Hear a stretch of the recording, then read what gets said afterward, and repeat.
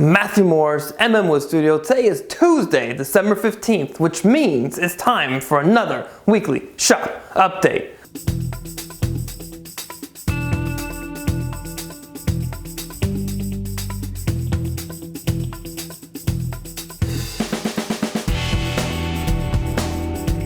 So what's been going on in the shop this week?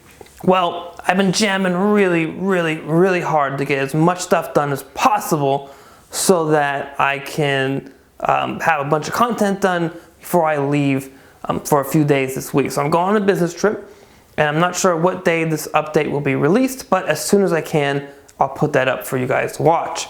So let's talk about what's been going on. Well, as you can see, there are drawers here, and not only are these drawers here, they are together, and they're looking great. I'm very ecstatic with how these came out so far. So first off, as you can see, they're together. Nothing's falling apart, which means they're glued up. So let's talk about that. So before I was able to glue these guys up, I had to do some other work to the piece. So I needed to cut some ebony plugs over here on the sides, and on green furniture where the drawer on the plugs on the side here, these are ebony but they're flush. So I'm going to put ebony in here and flush it up to the sides. And then here on the front, I cut another plug on both sides, on both the front and the back, and those are ebony plugs that won't be flush, they'll be proud. Ended up cutting all those, rounding over the corners on the sides as well as here in the front piece. I still need to round some other corners over, get a nice feel to this inside of the drawers too, but I didn't want to do that until it was glued up. Now, this guy here, you can see the panels are here, and these are plywood. So these guys are glued into the grooves all the way around, with some room to move for movement in the wood, and as well as a divider. And there's a glue joint here between the finger joints. Now, if you look at x-rays of green furniture, you'll notice that in finger joints, there is some extra support by a screw, and it's no different here.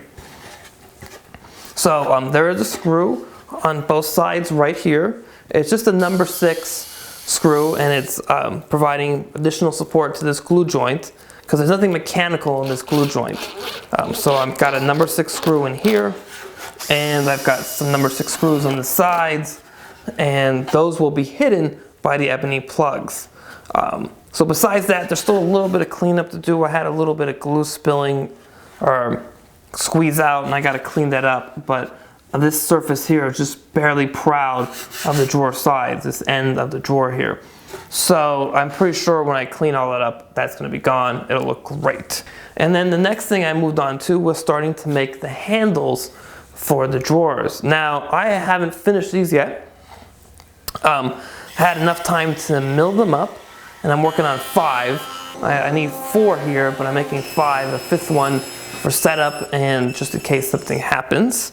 And so these guys were milled up nice and rectangular, square of course. And then after that, I cut the mortises for the ebony bars that are going to go in here. So both for the center and for the sides. And then after that, I took a piece of 3/8 inch plywood that I drew to be my shape for this, and I drew that shape onto here. The shape was made at the belt sander, and with all of that done, it was time to start creating the back side of the pole. So I haven't finished that part yet. I started my cuts right here, and that's with a core box bit. And on the back side here, you're actually going on the other side of the router bit and using a convex fence. Anyways, you're going on the back side of the bit. So I'm removing a small amount of material at every step, and I just didn't take enough time to finish at 1, let alone the 5 that I got here on that step yet. So I set them aside, figured, okay, I don't want to push this, I'll come back to them when I get back to town. And of course, there's going to be a bunch of rounding over the edges and transitioning all these curves together. So there's still a bit of work to do, but once it's done, I'm really looking forward to attaching them to the drawers themselves. And those two will get some glue in the back, and then screws will help attach those to the drawers. So that is pretty much it for woodworking here in the shop this week. Now I really want to thank everybody for their congratulations from last week when I told you guys about the Gamble House side table project that's going to be on Popular Woodworking University. So thank you everybody. I'm still interested in hearing what you guys think would be a great class to be next from one of my classes. So again, here is a link to the previews, the playlist previews, all the classes I have. Let me know. They're really interested in a chair. So not to skew your thoughts too much, but if you're going to do a chair, I've got two of them. Would you do the rocker or the armchair first? What would you be interested in? And if there was anything else you'd be interested in, let us know as well. If it's maybe even something I haven't done before, let me know. And that brings me to another thing. So after this is done, I will start the Nakashima inspired dining table project. That's going to be a bunch of fun. I've told you already in a live update I want to build a new tool cabinet, but what I haven't told you is in between these two of these, I want to make a really beautiful set of wooden body planes. So that comes to my question of the week. So my question of the week for you guys is, have you ever made your own wooden body plane before? And if you have, what have you made? And if you haven't, what would you be interested in making? What size of a plane? A jointer, a smoother, a block plane, maybe all of them, maybe a shoulder plane? Would you want to make a hammer as well for adjusting? Would you be interested in making some other tools, like for instance, a square? Maybe one at 90, maybe one at 45. I don't know. Let me know. I'm really interested to hear what your answer is about this, because I'm trying to figure this out right now so I can get it up on the website for people to see what the next projects are going to be for sure. And I really want to thank you guys for all the comments about how you heat your shop.